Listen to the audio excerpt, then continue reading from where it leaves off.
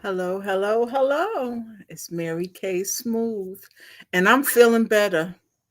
Woo, child. I messed up.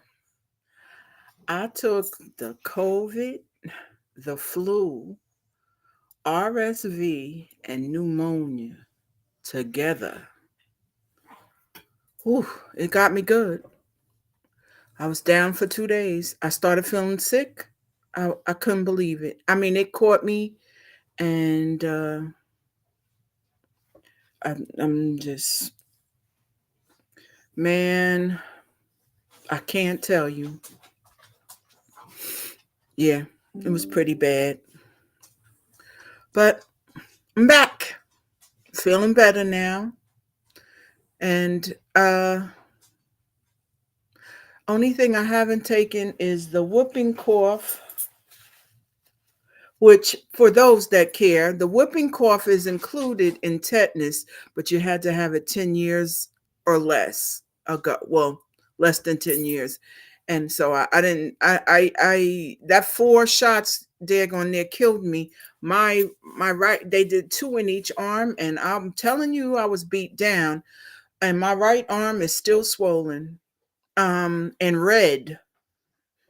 The whole upper arm is red and swollen, but I'm through it. I feel much better, and I don't think I'll ever do that again. 4 shots. I don't think so. Woo, child, it's been a crazy day. And then I came home and got crazier and got on TikTok and was in some of those debates. Um, yes, we're still debating. The unfortunate part is there's now people in the find out stages. And so now they want to talk about it, but they didn't when facts were facts. Yeah, because today they talked about taking away that them veterans benefits, and they're gonna come after the elderly after that. See, now they got your vote. Then he could tell you it was 2025. So whatever, we're gonna do it. We're gonna figure it out. But yeah, so I am getting my little face ready. My little skin is still doing okay, even though the body was jacked up from those daggone vaccinations. I'll never do that again, girl. Woo! At school, they missed me so much. They had one of the ladies made chili for me. One of the aides at our school, she makes chili every now and then, and they knew I was coming back today. So when she got to work, uh, they went across the street to the Stop and Shop and got this stuff.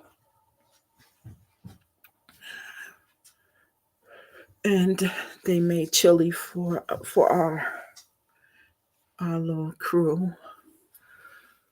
Woo! It's gonna Monday. I'll be week 30 of the retinol pool. I am. I'm good. I got a. They got a new product for um lines. Well, actually, for wrinkles, I should say. That does an instant wrinkle thing. I haven't tried it because I I don't suffer from the wrinkles here or any of the wrinkles yet, so I don't really have a reason to try it, if you know what I mean. So I haven't yet. I have the line, I do the line reducer, and then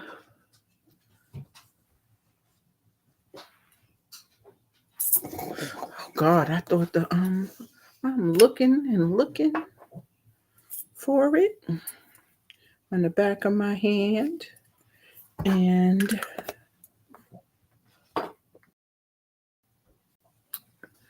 then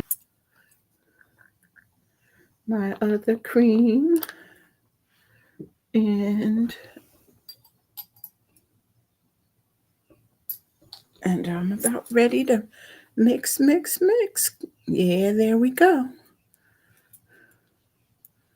Okay, up here, here, here, and here. But yeah, they came out with something new, and I didn't read the whole product sheet yet, but it's for wrinkles. Okay, now,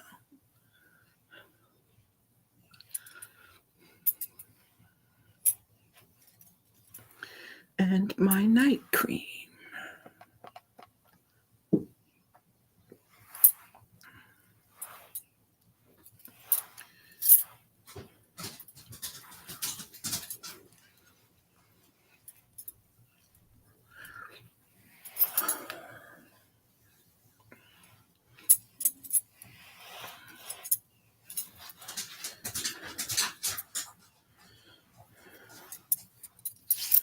So there we go. And I am good. So it was kind of crazy. So don't do what I did, okay? Take those shots one or two at a time. Don't take all four. Because while the pharmacist thought it was fine, I didn't feel fine yesterday. Even though he didn't believe I was 66 either. Because I said, "You sure? Because you know I'm old." He said, "Miss Johnson, how old are you?" I said, 66. He said, "Well, I would never would have guessed it." So there you go. But last night, girl, I had on the phone, one of my friends called and she had me cracking up laughing because it was a conversation about Charlie Johnson. My father was sometimes he'll have you crying laughing, but I I have to tell you, we were dying laughing because I was telling her about when mommy and daddy were here with me. Mommy, my mother was a fuss face when I was younger. And that's kind of some, I have a little bit of it, and so does my sister. And I'm fussing, fussing, fussing about something daddy did. And she said, "Come here." She said, "You know that your father will give you anything you ask him for. Why would you fuss over him using something that's yours? How much did it cost?" And I said, "Oh, around $30, $40."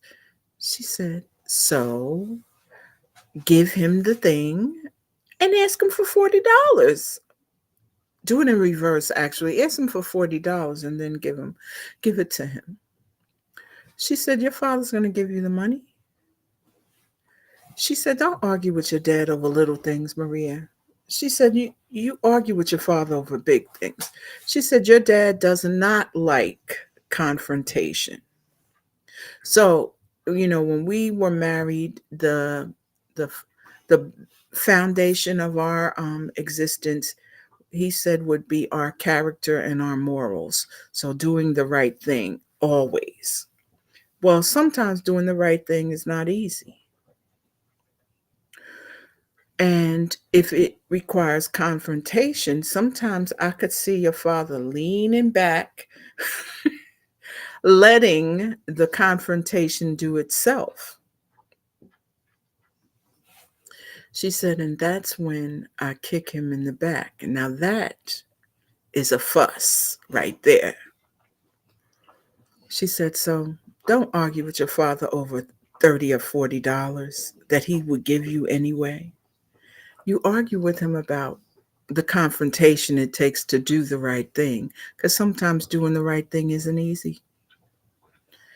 I said, so, oh, you was dropping the mic?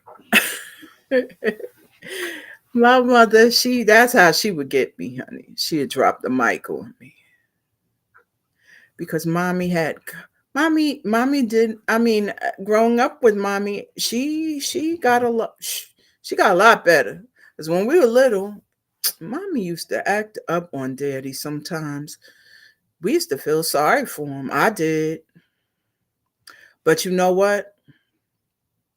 That's when they was dropping us off at my grandparents, and I'm sitting up all night thinking my father's coming to get me.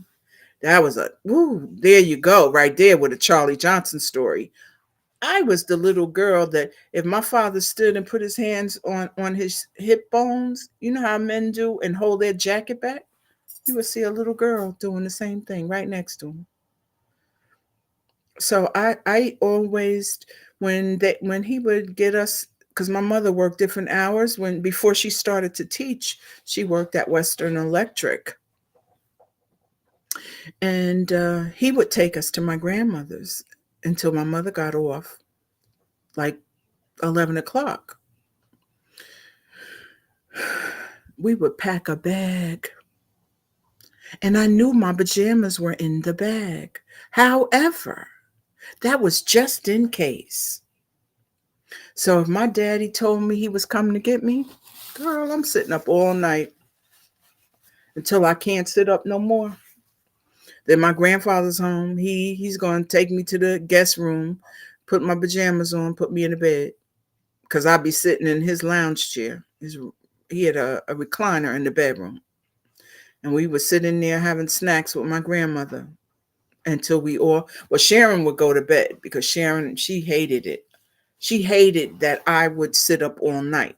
We do this every weekend. We're going to do this tomorrow. Because Saturday night, I did the same thing. I sat up. My daddy said he's coming to get me. I'm not going to sleep because if I go to sleep, he's not going to take me. He's going to leave me here. So I was Charlie's little girl. So that's why me and daddy, I'm telling you, he said it was so many things that daddy did to, to save me from Evelyn, Lord, till I got in college. And then he didn't have to save me anymore because mommy missed me. That empty house thing. Woo, child. She missed me. And that's when we became best friends. All of my friends, my mother was their friend too. All of them. When my mother died, all of my friends' phone numbers were in her cell phone. She'll call everybody. She's giving a bus ride from the church. She's calling every one of them saying, I'm giving a bus ride on Saturday. I need you to go with us. And they all would get on the bus. And if they couldn't get on the bus, they'd buy a ticket for a senior. Yes, mommy. And Lori, you know the story with Lori. Lori will tell me in a second, I didn't come here to see you on Sunday. I came to see Mr. and Mrs. Johnson. Mm-hmm. I was used to it. It was funny because they all loved her. She loved them. And we had fun on the bus rides and everything else she did. We The Friday night cookouts at the schools, some of them would show up for that. Some of them would just buy stuff so the kids and the parents and the other teachers could eat. But mommy, they all loved her. Yep. So guys, I'm going to try to find my pictures from week 1 so y'all could see when I wasn't brown and I was gray. Because this thing has worked out for me. I can't. When I show you, you're going to go, wow. That first time I got it on my face, I knew that I don't like drinking water. So I'm not a big I'm not moisture. I'm not moisturized, and I was using soap and water on my face, so my skin and my system, it just was messed up. So I'm gonna try to pull my pictures together to show you because I have been taking pictures.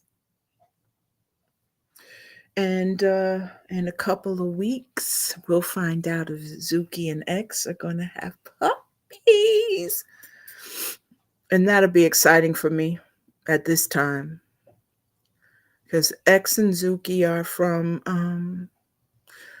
uh,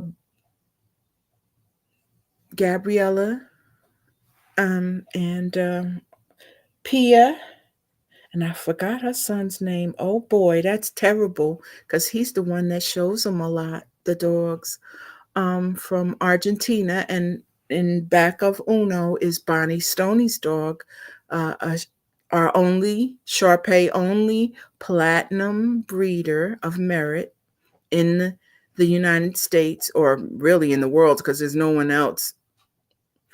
And right now, one of the dogs that come from Uno, X's cousin, is number one at this time.